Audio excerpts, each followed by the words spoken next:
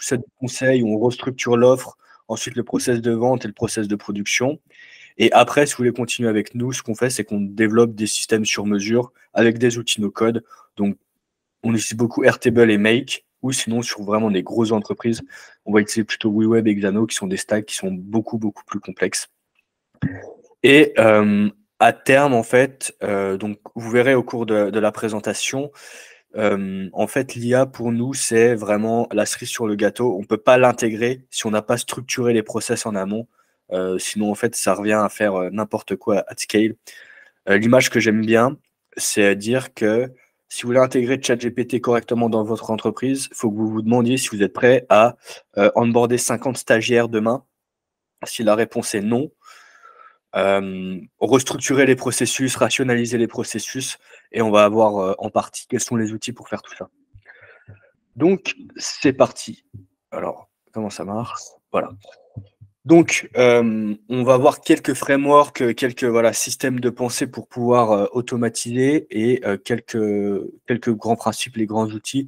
Donc, les deux types de tâches, je pense que en fait, vous allez voir, c'est super intéressant. Treo, c'est une framework que j'utilise pour automatiser à peu près n'importe quelle tâche. C'est quoi les bases de données relationnelles? Comment les utiliser? Comment les penser? Qu'est-ce que c'est une API?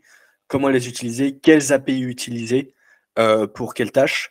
Et à la fin, les agents, et on analysera un agent que j'ai développé qui peut donc, à partir d'un message vocal sur Telegram, rédiger un post LinkedIn ou prendre un rendez-vous sur votre Google Calendrier. Donc, on va voir tout ça. Le premier point, quand on veut automatiser, c'est de savoir en fait, c'est quoi nos tâches et quels sont les types de tâches. Il y a Daniel Kahneman, donc, qui est prix Nobel d'économie de 2001, je crois, si je ne dis pas de bêtises, ou 2011, qui a analysé les biais cognitifs et qui a remarqué que dans notre cerveau, on avait deux systèmes. Le système 1, donc, qui est un système qui est intuitif, et le système 2, qui est plutôt logique et plutôt lent. En fait, ce qu'il faut comprendre avec l'IA, c'est que toutes les tâches qui s'apparentent au système 1, on va utiliser de l'intelligence artificielle, et toutes les autres, globalement, ça va être de l'algorithmie et de la logique, avec des conditions, avec des loops, avec tout ce genre d'outils. Mais vraiment garder ça en tête, ou si par exemple vous devez rédiger quelque chose ou analyser un texte, ça rentre dans le système 1. Et si vous devez trier des informations, structurer de l'information, ça rentre plutôt dans le système 2. On verra avec l'API de OpenAI, donc de ChatGPT, comment ça fonctionne. Pour l'instant, dans l'état de l'art, ce qui est facile à utiliser, c'est le texte avec OpenAI. L'audio, vous allez voir, il y a l'API de Whisper qui permet de faire des transcriptions des vocaux. Et la vision, j'ai oublié le i d'ailleurs. Non, ce n'est pas de la viande. Qui va pouvoir analyser les images. Et ça, si vous voulez, on pourra en parler dans les questions à la fin, mais à mon sens, ça va vraiment changer beaucoup, beaucoup, beaucoup de choses. Juste pour vous donner un peu de contexte, Yann Lequin, donc le Chief AI chez Meta, lui pense qu'on va atteindre l'AGI à partir du moment où l'IA sera capable de comprendre et d'analyser les vidéos. Quand on arrive à l'image et analyser une photo, on n'en est pas loin, et il y a des modèles qui commencent à arriver, notamment chez Meta, qui ont sorti plusieurs modèles. Treo, c'est une petite framework que j'ai développée qui permet d'avoir un peu un cadre pour automatiser. Quand j'ai commencé à faire de l'automatisation, il y avait plein de tutos sur comment automatiser un formulaire, comment prendre un formulaire, mettre des données dans un Airtable, dans une base de données, mais il n'y avait pas vraiment un peu de grandes frameworks qu'on peut utiliser pour réfléchir à OK, qu'est-ce que je dois automatiser, quelles sont les tâches que je dois automatiser, comment les trouver. Une automatisation pour moi, ou même une tâche, un processus, ça se résume à 4 grandes étapes.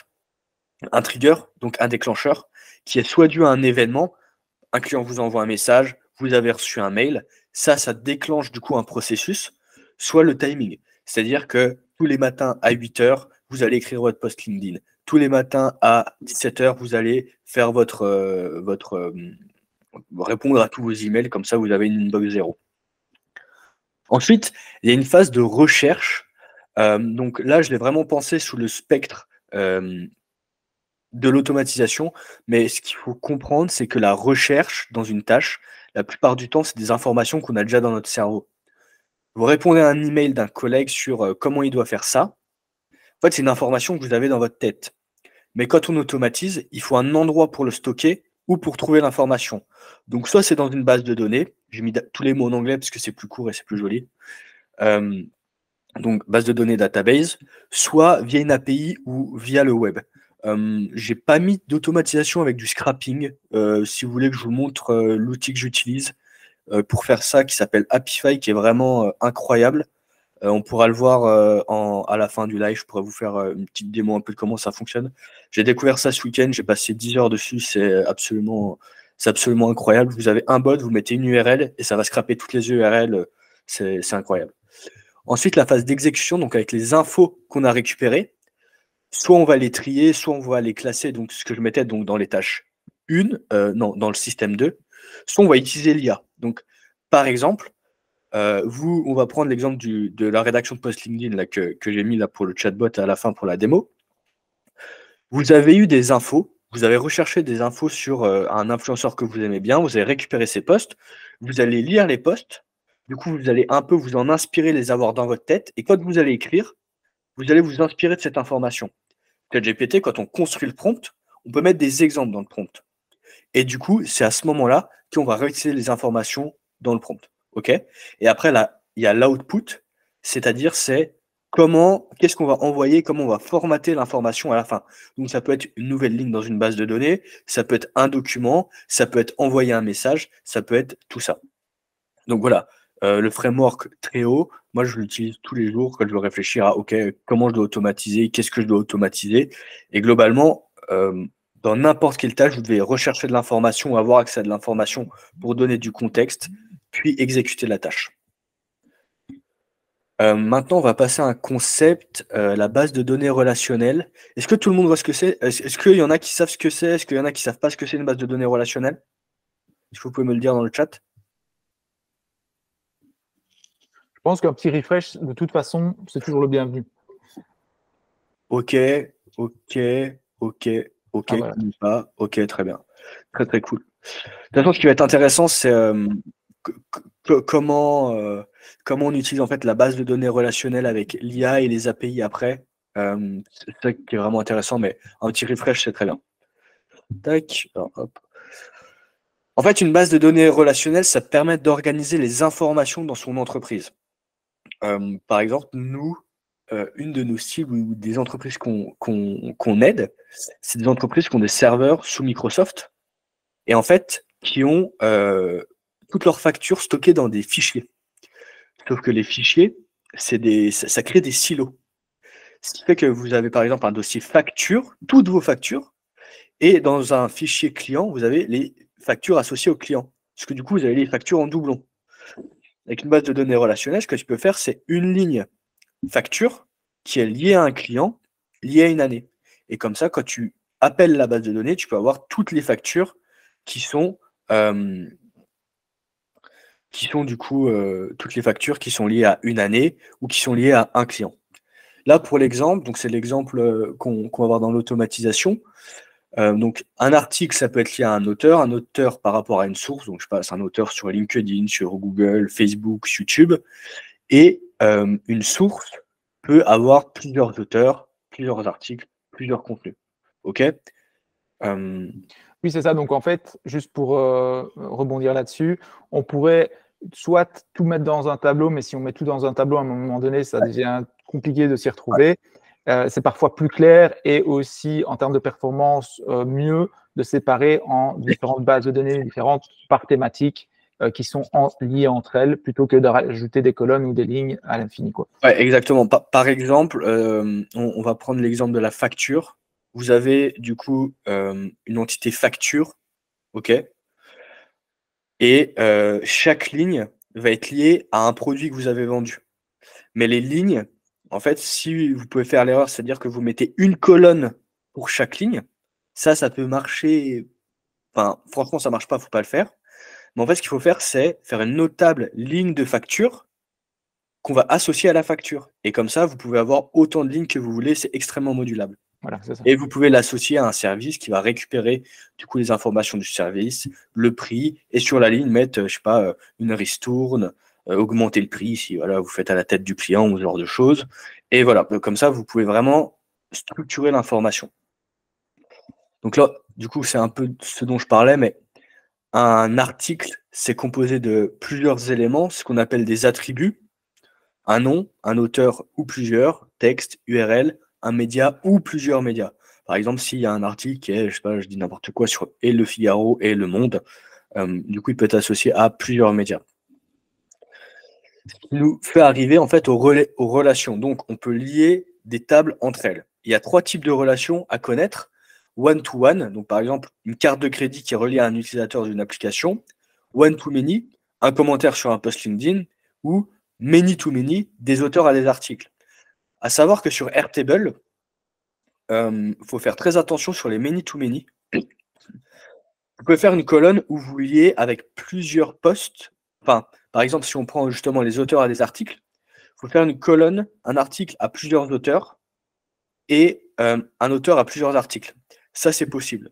Par contre, si vous voulez être plus granulaire dans l'information, que vous avez par exemple un article de journal et qu'il y a une base de données rédacteur, une base de données article, et que certaines personnes sont rédac-chef, certaines personnes sont juste pigistes, ce qui va se passer, c'est qu'il faut rajouter une table de jointure qui va dire, pour cet article-là, cette personne-là est rédac-chef, pour cet article-là, cette personne est pigiste. Vous voyez? Et là, du coup, on fait ce qu'on appelle une table de jointure. La table de jointure, du coup, c'est une table qui va être liée et du coup à l'entité auteur et à l'entité article. Sinon, on pourra faire un exemple à la fin du live sur ce sujet-là si ça vous intéresse. Ok, donc c'est bien joli d'avoir toutes les informations, toutes bien structurées, toutes bien classées. Maintenant, le sujet, c'est ok, comment on va utiliser toutes ces informations, comment on va les utiliser. L'étape d'après, c'est d'utiliser une API. Donc une API, qu'est-ce que c'est? C'est en fait un accès à une application ou à une base de données, pour faire très simple. Globalement, une API, ce qu'on peut faire, c'est récupérer des informations, ajouter des informations, supprimer des informations ou modifier des informations. Donc ça se fait via l'API, c'est en programmation, c'est ce qu'on appelle le CRUD, Create, Read, Update, Delete. Ça va faire plus de sens après, donc avec les exemples. Moi, ce que j'utilise principalement pour les bases de données, c'est Airtable ou Notion. Il y a Coda aussi, mais comment est construit l'API, je suis un peu moins fan. Donc là, toute l'automatisation que je vais vous montrer, elle est faite sur Airtable. Ouais, je sais que Jérémy aime beaucoup Coda. Gestion de doc, Google Drive. Google Drive, pas Microsoft. J'ai une haine sans nom pour les API de Microsoft qui sont absolument imbuvables. Et communication, Telegram, Discord et Slack. Donc, qui ont des API assez bien documentés, qui sont vraiment très faciles à utiliser. Le bot a été fait sur Telegram. Voilà, donc Google Doc, en fait, enfin Google Drive, c'est très très pratique parce que l'API est très bien documentée, elle est très bien ouverte. Vous pouvez faire des templates facilement, automatiser très très facilement, c'est vraiment incroyable. Donc, maintenant, on va passer sur comment on construit un agent IA. En fait, un agent IA, ce qu'il faut comprendre, c'est quand on revient au tout début, vous savez, au système 1, système 2, il y a des choses qu'on ne pouvait pas faire avant avec l'IA où ça coûtait très très cher. Ouais, je vais déjà vous expliquer un concept sur en fait qu'est-ce qui a changé au niveau du paradigme avec les modèles comme ChatGPT. Avant ChatGPT, le point, c'est qu'un modèle de machine learning, on mettait une entrée et il y avait un type de sortie. Je vous donne un exemple. Vous voulez faire un poème à la Victor Hugo, il faut que vous mettez un type d'entrée, par exemple, je sais pas, rose, et ça va avoir un type de sortie. Ok? C'est un modèle qui a un seul type d'entrée, un seul type de sortie. Les LLM, ce que ça permet, c'est l'émergence des comportements. Ça veut dire quoi? Ça veut dire que plutôt que de se concentrer sur une tâche, on va se concentrer sur la capacité du modèle à faire plusieurs tâches. Typiquement, il y a des langues que parlait ChatGPT que les ingénieurs d'OpenAI n'avaient pas prédit. Et il y a des LLM qui ont été entraînés, où ils se sont mis tout d'un coup à parler perse. On ne sait pas pourquoi. Bon, en vrai, quand on regarde le document, il il y a des débats sur, OK, il y avait peut-être de la documentation un peu sur du perse, mais il s'est mis à parler perse au bout d'un moment, c'était très étrange. Donc, en fait, ce qu'on peut faire maintenant, c'est analyser du texte, analyser du message. C'est-à-dire qu'à partir d'une demande, l'IA peut retourner une décision et prendre une décision à sa place, à notre place. OK? Et elle peut générer à peu près tout ce que en fait, elle peut faire tout ce qu'un humain peut faire sur internet. Clairement, enfin, vous verrez si on a du temps là pour faire la démo sur, Happify, vraiment, en fait, il y a plus aucune limite maintenant. Donc là, c'est un petit schéma de ce que je vais vous montrer. Il y a un trigger, c'est un message Telegram, un prompt de décision qui va analyser mon message et du coup qui va dire: «OK, bah, il faut que je fasse ça», et des outils pour pouvoir faire ce qu'on lui a demandé. Donc là, j'ai mis Notion parce que j'ai pas le logo Airtable. Là, c'est un calendrier pour prendre un rendez-vous et là, c'est juste une IA pour, si je veux qu'il me retourne une réponse. OK. Est-ce que vous avez des questions déjà par rapport à tout ça? Jérémy, est-ce que tu as des questions? Non, à ce stade, pas de questions en particulier. Enfin, si, j'ai envie de rebondir sur plein de trucs, mais je vais me réserver plutôt sur la fin. Comme ça, je te laisse poursuivre. Et puis, je te laisse te moucher. Et comme ça, je meuble en attendant. Donc, en effet, voilà, si vous avez des questions maintenant, Charles est prêt à y répondre sur cette première partie. Ensuite, il y aura une deuxième partie. Et de toute façon, un temps sur la fin pour prendre toutes les questions. Non, il n'y a pas de questions. OK. Pas de questions en particulier. On va passer à la démo du coup. Hop, hop. Donc là, je vais vous expliquer globalement ce que j'ai fait sur Airtable. Là, on Il y a a une mon question qui vient d'arriver, Charles, désolé de t'interrompre, qui dit comment vous gérez les hallucinations? OK, comment on gère les hallucinations? On les gère pas ou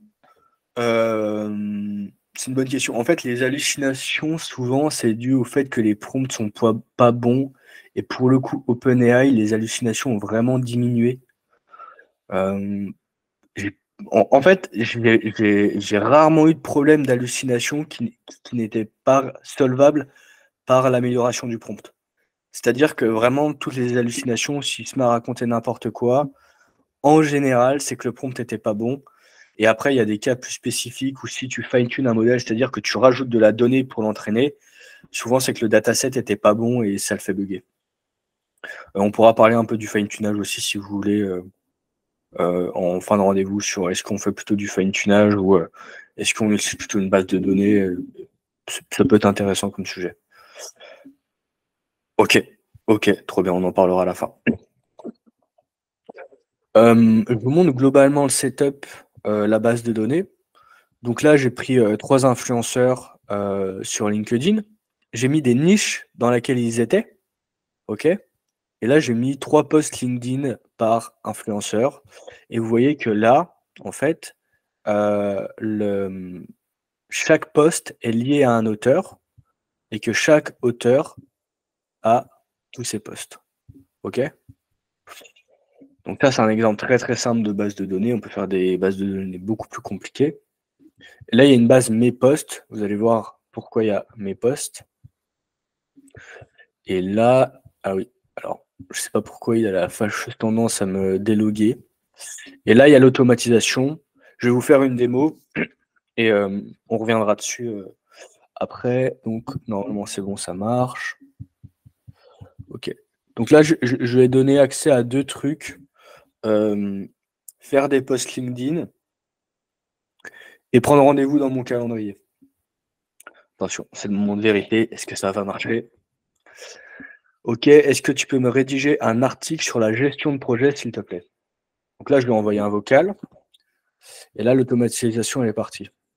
OK. Donc là, typiquement, il n'a pas bien compris mon ordre. Là, c'est en train de générer le message et vous allez voir ici, voilà, là, il y a mon audio et il va me retourner un message si tout se passe bien. Voilà. Ah, OK, je vais parler d'un article sur la gestion de projet et là, vous voyez, il m'a répondu ça. OK. Faut que je lui demande un post LinkedIn. Est-ce que tu peux me rédiger un post LinkedIn sur la gestion de projet, s'il te plaît? OK, là, c'est reparti. Non, normalement, ça devrait être bon. Voilà. Hop, hop, hop.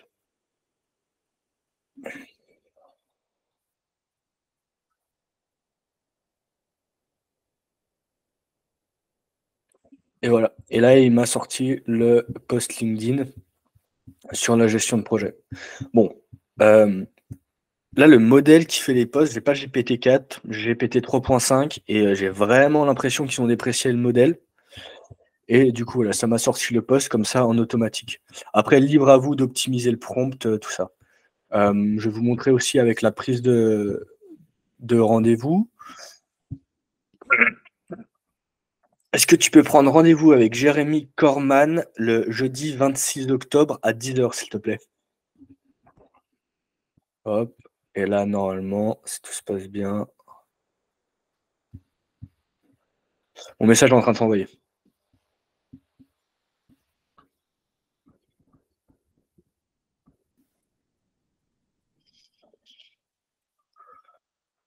Ça prend un peu de temps, des fois, les vocaux. Je sais pas si je suis dispo le jeudi à 10h. Je sais pas si t'es dispo. Hop. Et là, vous voyez, donc du coup, ça prend l'automatisation qui prend rendez-vous. Et là, si tout s'est bien passé. Ah non, ça s'est pas bien passé. Non, ça n'a pas marché. Je pense qu'il y a un bug en fait, plus dans l'automatisation ici.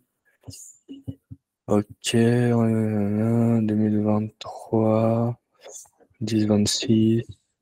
Ok. Voici la date. Ok.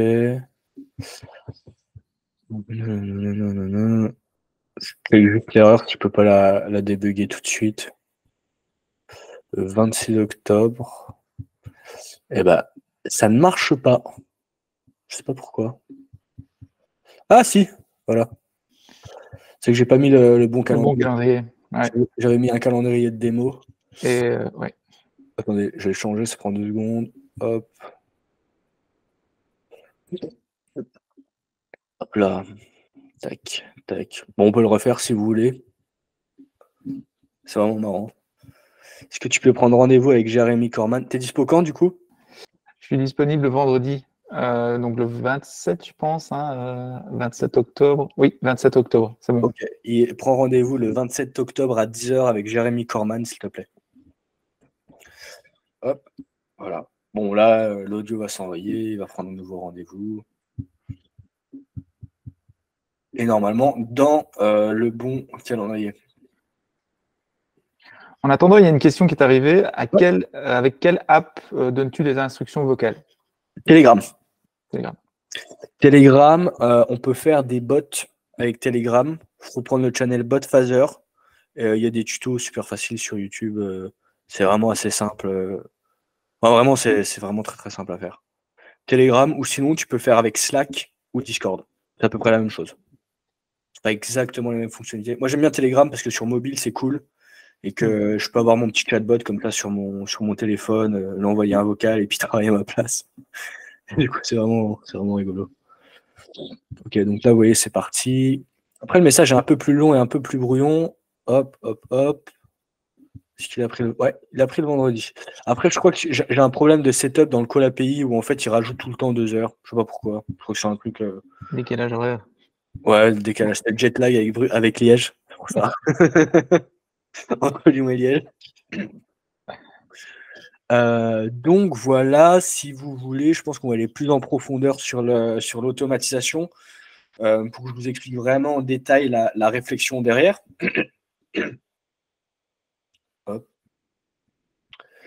Donc là, il y a le chatbot Telegram.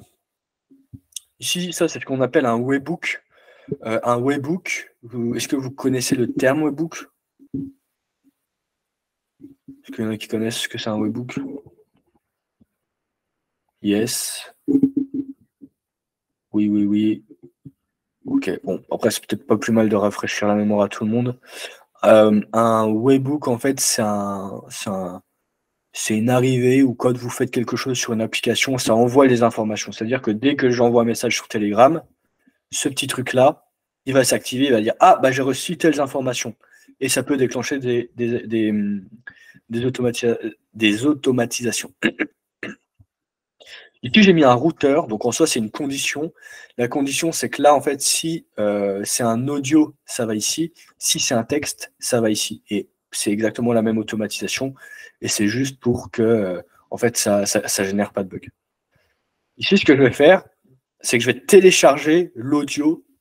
Je vais télécharger l'audio que j'ai envoyé. Ici, je vais utiliser Whisper. Donc Whisper, c'est un modèle d'OpenAI qui fait de la transcription audio to texte ou de la traduction.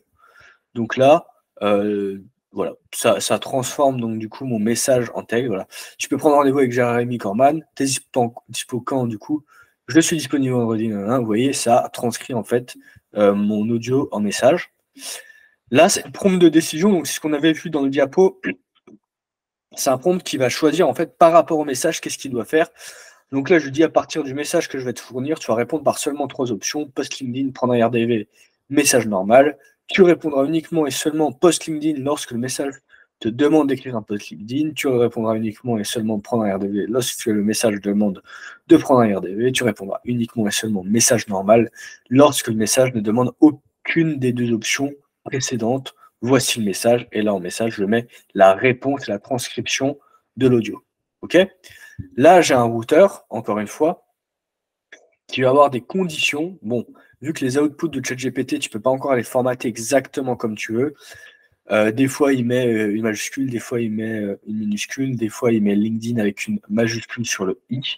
Du coup, on met une condition, c'est-à-dire c'est soit la réponse est égale à ça, soit la réponse est égale à ça, ou elle est égale à ça, avec OR. OK ? Et pas AND. Parce que sinon, ça voudrait dire que ça doit être égal à ça, et ça, et ça, et ça, et du coup, ça ne passerait pas. Et là, donc, du coup, donc là, je précise aussi pour le reste. Donc là, voilà, la condition sur prendre un RDV, la condition sur message normal. Donc, quand on parlait de la méthode très haut, ça, c'est un très bon exemple. Donc là, vous avez reçu un message qui demande de créer un post LinkedIn. OK. Ici, ce que je vais faire, c'est que je vais demander à ChatGPT de choisir, en fait, c'est quoi le thème de ma demande dans mon message. Donc, il y a plusieurs thèmes: entrepreneuriat, vente, marketing, stratégie, product management, agile, gestion de projet.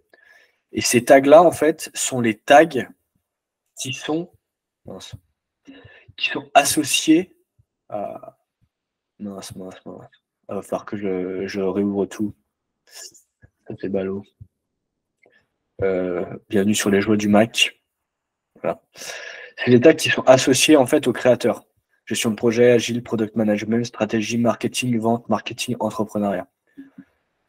Ça va être utile à quoi?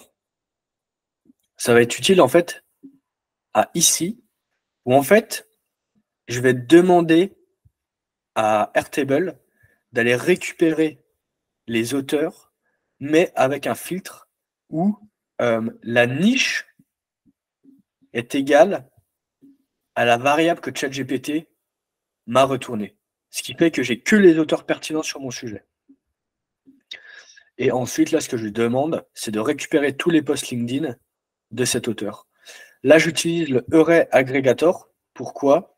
Parce que Airtable va me retourner l'information sous forme de, pour ceux qui connaissent un peu, sous forme de bundle. Donc, il va envoyer 3 réponses. Et le Array Aggregator va permettre de stocker ça dans une seule variable. Là, je setup la variable. Je n'ai pas encore trouvé de solution pour pouvoir moduler ça, mais bon, globalement, si on peut le standardiser et dire qu'il faut que 3 posts, c'est mieux. Enfin, c'est même carrément mieux, parce que sinon, vous allez avoir des fois 50 posts là dans votre prompt et du coup, ça ne va pas marcher. Et ici, en fait, ce que je vais faire, c'est que je dis, tu vas écrire un post LinkedIn sur le thème suivant, la réponse de ce nœud-là. Tu as suivi des instructions dans ce message. Donc là, c'est pas bon parce que normalement, le message, c'est la transcription audio du message. Voici des exemples de, là, c'est le nom de l'auteur pour rédiger ce type de contenu. Et là, c'est tous les posts qui ont été ramenés par rapport à ce call API-là. OK? Vous suivez jusque-là ou il y a des points qui ne sont pas clairs? Yes. Ouais, c'est tout bon? Ok, trop bien. Et là, ce que je fais, c'est que via Telegram, le chatbot me fait un retour. Et là, dans Airtable, je me suis fait une table, mes posts à relire. Et là, j'ai tous les posts que ChatGPT m'a fait, que je peux relire. Donc comme ça, on économise quand même un temps assez monstrueux. où, je sais pas, tu es en train de marcher dans la rue, tu sais exactement c'est quoi ton process pour faire tes posts LinkedIn, tout ça. Tu envoies juste un vocal sur ton chatbot et tu as juste le post à relire en rentrant chez toi avant de le publier. Pour la prise de rendez-vous, c'est globalement la même chose. J'ai juste utilisé un nouveau nœud qui est dans l'API Make. Alors, je ne sais plus comment il l'appelle. Transform a text to a structured data. Vous noterez un accent anglais incroyable. Donc, qu'est-ce que ça fait? C'est que là, il y a le texte à transformer. Donc, la transcription vocale de mon message. Là, j'ai un prompt et je dis extrait la date demandée dans le message, garde à l'esprit la date de ce jour. Important parce que vu que le modèle il est en 2021, si j'avais pas mis la date, il aurait pris le rendez-vous en 2021. Donc c'est pour ça que dans le message, j'ai mis une petite variable avec make qu'on trouve juste ici, now, et là il donne la date. Tu structureras tes réponses uniquement comme les exemples que je t'ai fournis. Important parce que l'API Google Calendrier ne lit pas tous les formats de date. Vous savez qu'il y en a, je ne sais pas combien des formats de date, c'est assez relou quand on code. Donc là, voilà. Et en fait, ça va retourner ces 3 paramètres. Nom de l'événement, on peut mettre des exemples. Début de l'événement, date de début de l'événement. Et là, voilà, j'ai mis des exemples. Fin de l'événement, on met une description sur chacun des items et des petits exemples. Ok. Là, je fais le call sur Google Calendrier. Et donc, vous voyez, j'ai ça en input et j'ai ces 3 variables qui sont retournées. Et ces 3 variables, je peux les utiliser dans le call API de Google Calendrier et du coup transformer un message textuel en call API. Et là, je dis voilà, le rendez-vous a bien été pris, voici la date. On le voit ici, le rendez-vous a bien été pris, voici la date. Bon, j'aurais pu la reformater. Pour la reformater, alors peut-être que je me lance dans un truc un peu risqué. Il me semble qu'il y a une fonction. Voilà, format date, où on peut formater la date. Là, on met la date dans la fonction. Alors, je ne sais plus comment elle fonctionne. Machin. Et on va mettre. On va mettre ça, je crois. C'est ça. Ouais, DD. II. YY. Et après, HH, des points M. Voilà. Et normalement, là, ça devrait marcher. Merci Jean-François. Ouais, c'est ça. Et là, comme ça devrait formater la date correctement et me retourner un message un petit peu plus user-friendly, on va dire. Donc, voilà pour les automatisations. Et l'idée, en fait, à terme, c'est d'avoir, là, à partir du routeur, tout un tas de tâches que l'IA peut faire. Comme ça, tu as juste à lui envoyer un vocal et il fait ton boulot. C'est l'idée. Juste le troisième workflow, là, c'était quoi? Donc, Ouais. c'est LinkedIn, calendrier et... Comment? Donc, il y avait LinkedIn, la prise de rendez-vous, et le troisième, c'était... Le troisième, en fait, ce qui se passe, c'est que quand il n'y a pas d'ordre spécifique, il va retourner message normal. Okay. Là, je mets le message dans ChatGPT et il retourne une réponse. Okay. Bon, on peut le tester si vous voulez. C'est juste avoir, entre guillemets, ChatGPT sur Telegram, quoi. Ouais, ça, c'est vraiment juste ça. Ou en fait, c'est quand il y a des fonctionnalités que tu n'as pas intégrées, bah, du coup, en fait, il va te dire ouais, je ne l'ai pas intégré ou je ne l'ai pas, pas dans mes options. C'est ça qui est bien dans ton workflow ici. Hein. Ce qui me faisait peur au départ, c'est le côté tu prends un rendez-vous et tu n'es pas sûr que le rendez-vous soit pris. Or, là, tu as quand même mis un retour sur Telegram, une confirmation sur Telegram. Ouais. Ça, c'est bien. Ouais. Et du coup, voilà. Top. Est-ce que vous avez des questions sur ce truc-là? Et après, on pourra regarder un peu Apify et voir sur le fine-tuning. Et,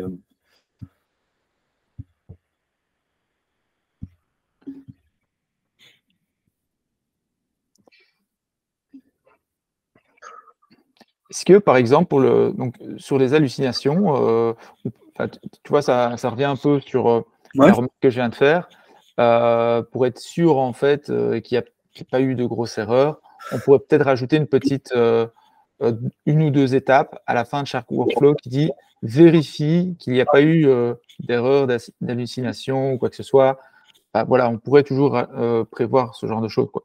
Ouais, tu peux rajouter un nœud, tu peux rajouter un call API qui vérifie le message. Ouais, tu peux en rajouter. En fait, les hallucinations, c'est un peu comme quand tu essayes de hacker un mot de passe ou un truc comme ça. Si tu mets 3 niveaux d'authentification, donc 3 niveaux pour checker les hallucinations, normalement, c'est bon, ça tient le coup. C'est un peu la logique. Ouais. Incorporé dans le prompt. C'est-à-dire le truc des hallucinations. Ouais, bah, moi, par exemple, il y a un post LinkedIn qui m'avait un peu foutu hors de moi. C'est quelqu'un qui demande à ChatGPT des questions débiles et qui a des réponses fausses, du coup. Par exemple, qui a été présidente de la France? Et ChatGPT répond Simone Veil. En fait, si vous voulez que ChatGPT dise que des choses dont il est sûr, demandez-lui que des choses dont il est sûr. Sinon, il va vous mentir ou vous inventer quelque chose. En fait, il faut partir du principe que c'est comme un gamin. Comme un gamin un peu, voilà, et qui se croit un peu malin. Et du coup, si vous demandez à un gamin un peu malin, qui a un peu de culture, qui a été présidente de la France, peut-être qu'il a entendu parler de Simone Veil ou de Simone de Beauvoir ou je sais pas qui, puis il va dire Simone Veil. Vous voyez? C'est un peu la même idée. Donc, dis-lui, ne dis pas n'importe quoi. Mais c'est ça, la frontière entre l'hallucination et la créativité, elle peut parfois être hyper fine. Ouais. Et du coup, servons-nous justement des bases de données relationnelles pour connecter ces données qui sont hyper structurées avec le principe de raisonnement de ChatGPT. Exactement. Et après, il y a aussi ce qu'on appelle les bases de données vectorielles. C'est, vous pouvez mettre des informations et en fait, via une demande, la base de données avec de l'IA va trouver le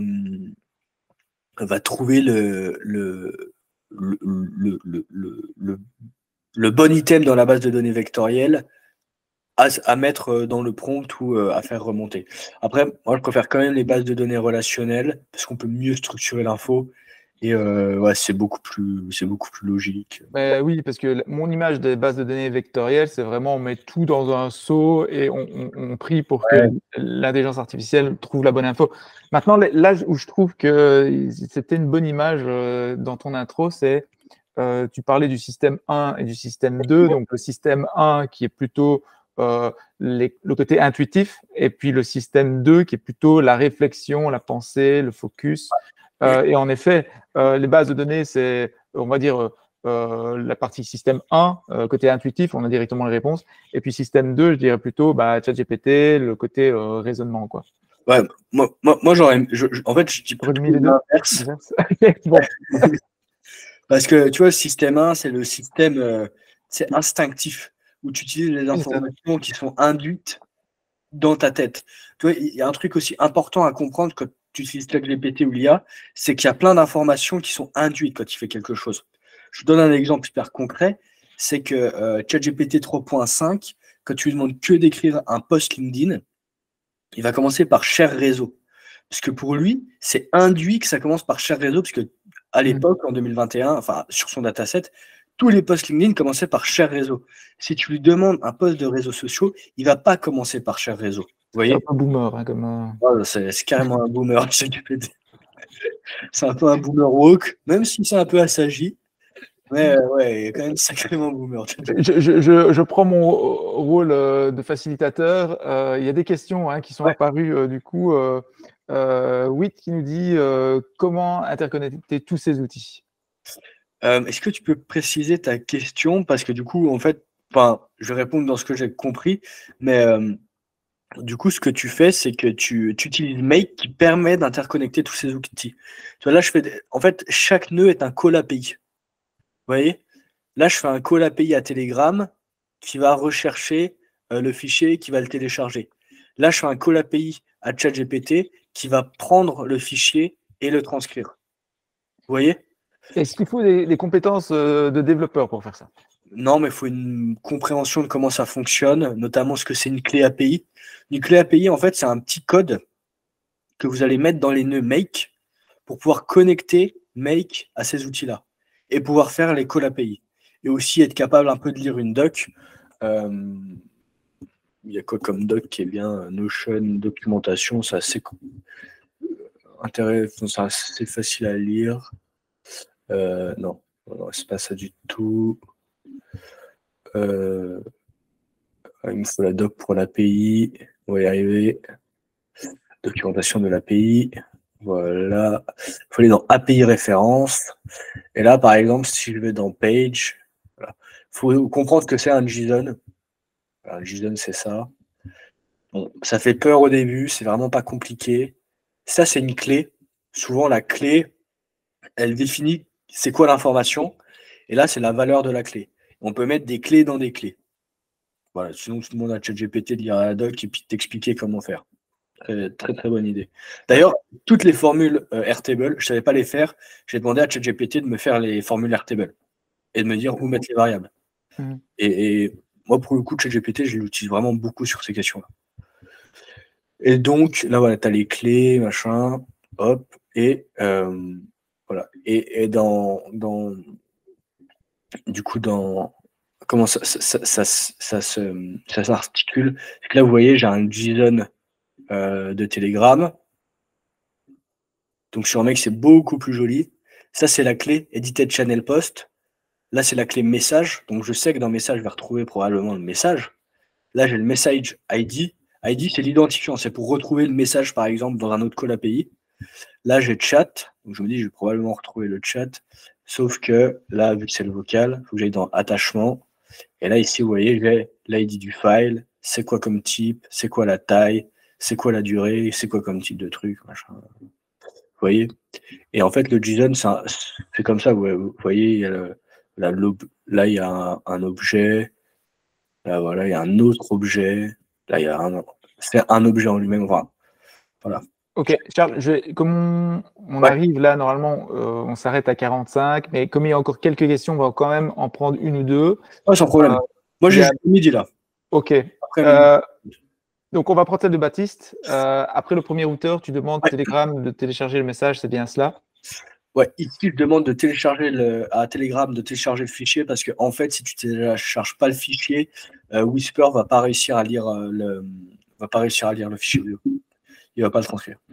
Voilà. Et alors, Ghislain qui poursuit la conversation sur les hallucinations. Donc, 3 levels de self-verification pour les hallucinations, ouais. C'est bien ça? Ouais, ça, on peut le faire. En fait, après, ça dépend du coup de ton processus de check. Mais tu peux imaginer un nœud, donc un call API, qui va corriger, qui va lui dire bah, OK. Tu peux même faire encore autre chose. C'est un nœud qui analyse par rapport à la demande, qui trouve des erreurs. Et encore un troisième nœud qui va dire OK, par rapport à cette demande-là et les erreurs qu'on a trouvées, rectifie le premier output, tu vois, la première sortie, la première réponse. Et là, tu peux faire une espèce de loop comme ça. Okay. Là. Ok, c'est ça. Et donc, il y aurait moyen de lui demander de corriger, quoi. Ouais. Ok. Je ne vois plus d'autres questions. Est-ce que là, on arrive, j'essaye de vraiment respecter le temps parce que sinon, après, on ne sait plus trop à quoi s'attendre à chaque fois dans les lives. Donc, j'essaye de garder cette rigueur-là. Écoute, Charles, merci beaucoup pour tout ça. J'ai jamais. De Happify. Oui, c'est ça, il y avait aussi Happify. Est-ce que tu es OK pour qu'on le fasse ou oui, allons-y, ça sera le bonus. Allez, allons-y. Le bonus, c'est la petite tuerie avant midi. Voilà. C'est parti. Alors, il faut que j'arrive à me reconnecter. Alors, parce que je sais pas pourquoi il a la fâcheuse tendance à me log out en ce moment. Allez, on va faire un petit scénario un peu rigolo. Hop.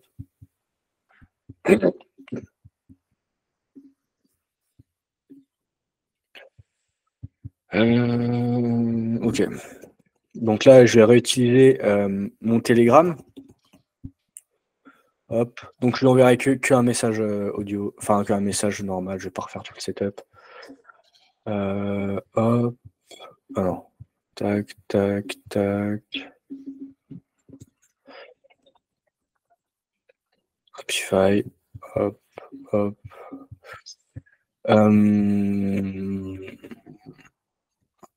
Là, ce que je vais faire, c'est que je vais faire un premier nœud avec OpenAI. Ce qu'il va faire, c'est qu'il va trouver la bonne recherche. En fait, on va aller le faire chercher, on va le faire scraper les SERP de Google. OK?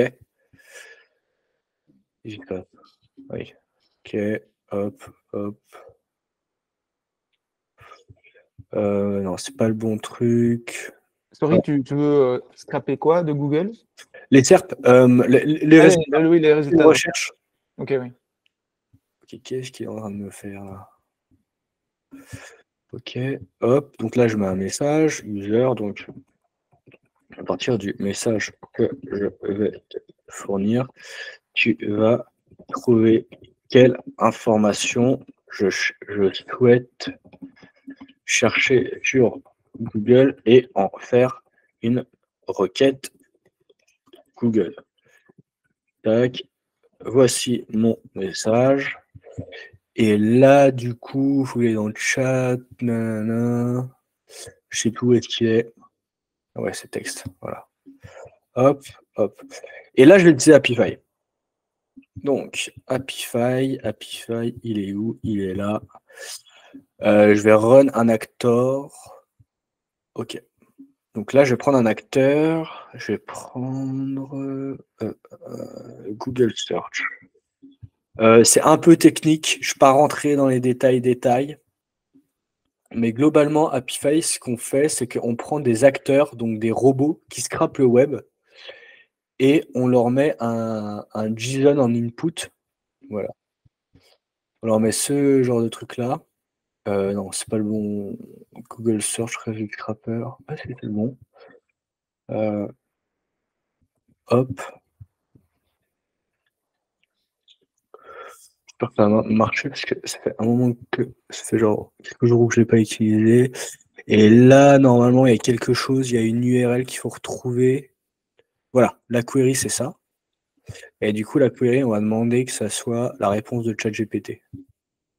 Hop, hop, hop. Donc, si vous l'utilisez, mettez bien en run synchronously, parce qu'en fait, si vous mettez en non, ce qu'il va faire, c'est qu'il va tourner une fois, faire la recherche, et après, en fait, il faut refaire une autre automatisation sur Make. Enfin, c'est une vraie galère.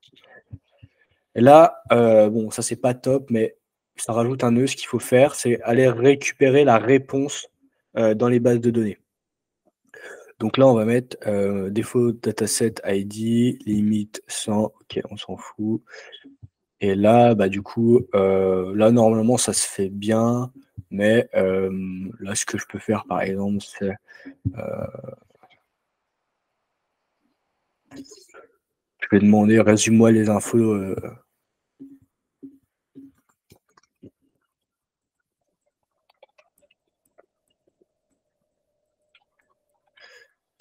Serve pour cette recherche. Là, je mets le nom de la recherche. Hop, contenu. Voici les serfs. On va tout lui mettre en JSON parce que sinon, si je devais tout reformater, ça prendra un peu de temps. Tac, tac, tac. Et là, il faut que je le fasse tourner une fois pour que j'ai les premiers résultats. Hop, hop, tac. Donc là, on va le faire tourner une fois. Attends, je crois qu'il y a eu un bug.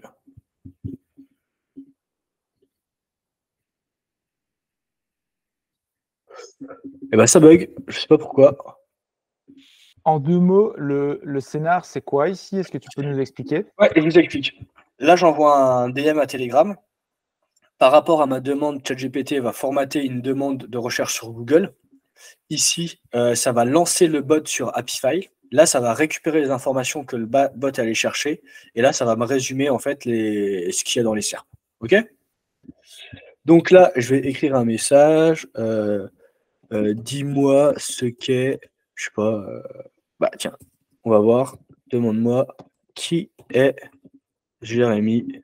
T'as pas de trucs bizarres dans tes SERP? Justement, j'ai peur, mais on va voir. Allez. Hop, on y va. Hop, j'ai reçu le message. Ok, ça a bugué. Pourquoi ça bug? Ah, ok. Voilà. Petite erreur. Ah non, ok. Bon, globalement, dans l'idée, c'est ça. Je sais pas pourquoi ça marche pas. Et là, quand ça marche pas, j'ai une technique secrète. Vous voyez, vous allez dans le chat GPT et vous dites pourquoi ce JSON ne fonctionne pas. Voilà. S'il y a quelqu'un à la première vue, ils sont corrects, formatés. Là. Ok, bon. J'ai l'impression qu'il se fout un peu de moi. Là, souvent, il faut aller checker par là pour être Jeremy Corbyn information. Ok, c'est pas mal. Ah, ok, j'ai compris.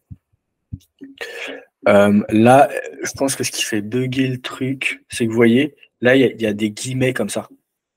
Ce qui fait que le scrapper va l'interpréter comme du code. Ah ouais. Donc là, vous voyez, ça, c'est pas une hallucination, mais typiquement, c'est une erreur. C'est ne répond qu'avec des lettres et ne met pas de caractères spéciaux. Là, tu l'as encore trouvé rapidement, mais c'est le genre d'erreur que tu cherches pendant des heures et tu comprends pas. Ouais. Mais après, avec l'expérience, pour le coup, ces trucs-là, tu commences à aller. Ok, attends, je vais recopier le truc. Bam, bam, bam. Ah voilà, là c'est bon, ça cherche. Vous voyez, ça devait être ça. Et par contre, j'ai pas mis la réponse sur Telegram. On pourra le faire, là. Ça prend 5 minutes. Hop. Et là, vous voyez. Ok, là j'ai ton LinkedIn. Là j'ai About, j'accompagne, forme. Et là, il va me faire un résumé des SERP. Ah non, je ne l'ai pas encore. Je ne l'ai pas encore mis, il fallait déjà que je fasse un premier call. Donc là, ce que je vais faire, c'est que en variable. Ok, ouais, s'il faut un peu que je le formate, c'est un peu relou.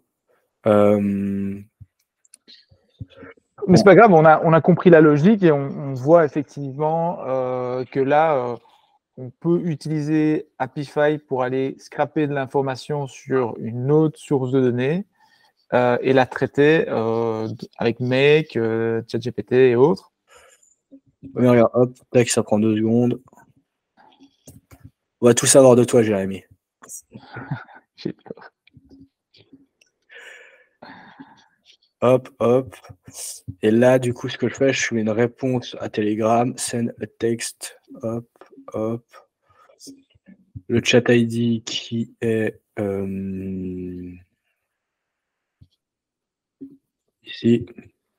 Et le texte, c'est la réponse de ChatGPT.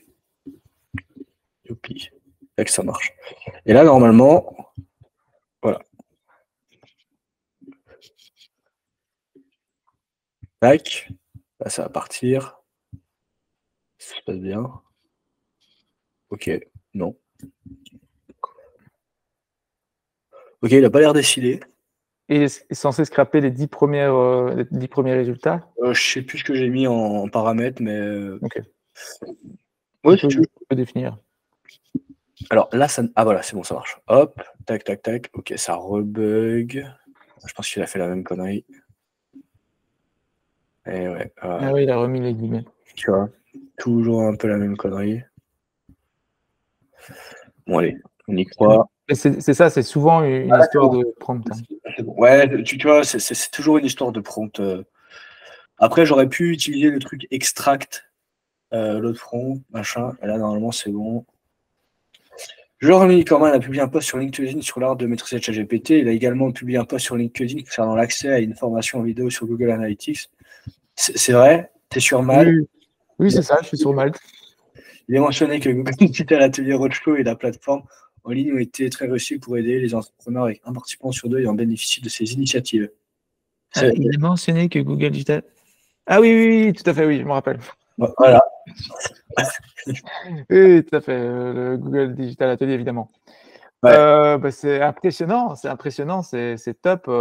Et tu peux aller beaucoup plus loin. Là, tu vois, typiquement, si tu veux rechercher t'as un bot qui va scraper toutes les personnes qui travaillent dans une entreprise. Tu vois. Mais en fait, à partir de là, on peut tu peux tout faire. Et donc, il faut vraiment se dire, bah, tiens, mais c'est quoi les tâches qui reviennent aujourd'hui dans mes activités et juste les setuper parce que c'est quand tu gagnes même 10 minutes par-ci, 10 minutes par-là sur une année, ça représente vite pas mal de temps. Ah bah non, mais tu peux économiser. Moi, je pense que tu peux automatiser 70 à 80% de tes tâches sur ton ordi. Enfin, Ouais. enfin. Non, mais c'est C'est très long à mettre en place, ça demande beaucoup de logique, de rigueur, tout ça. Enfin, je vais pas vendre du rêve là sur LinkedIn. Il y en a qui t'expliquent, tu vas économiser 36 heures dans ta semaine avec un prompt. Enfin, franchement, c'est un peu des trucs de guignol, ça. Je suis désolé, mais je sais pas si tu as fait des posts comme ça, Jérémy, mais typiquement, tu vois, genre, c'est vraiment le genre de post où c'est un peu un aveu d'incompétence, quoi, tu vois. j'ai fait beaucoup de posts, mais je pense que celui-là, j'ai pas fait. Mais écoute, donc, il y a encore une question qui vient, mais on te demande est-ce que tu peux partager le JSON? Ouais. Envoie-moi un DM sur LinkedIn. Voilà, je partage ton LinkedIn ici. J'ai aussi partagé ton site anti-KO. Alors là, du coup, il y a plein de questions qui arrivent, mais là, vraiment, je vais devoir couper. Donc, contactez Charles Mouchou. Merci, Charles. N'hésitez pas. Et attendez, j'ai un podcast aussi. J'essaie de faire la promo. J'ai fait que 2 épisodes. J'ai fait je sais pas, j'ai fait 20 vues sur ce truc-là. Les 2 épisodes parlent beaucoup de comment ça s'appelle, de comment on structure une offre.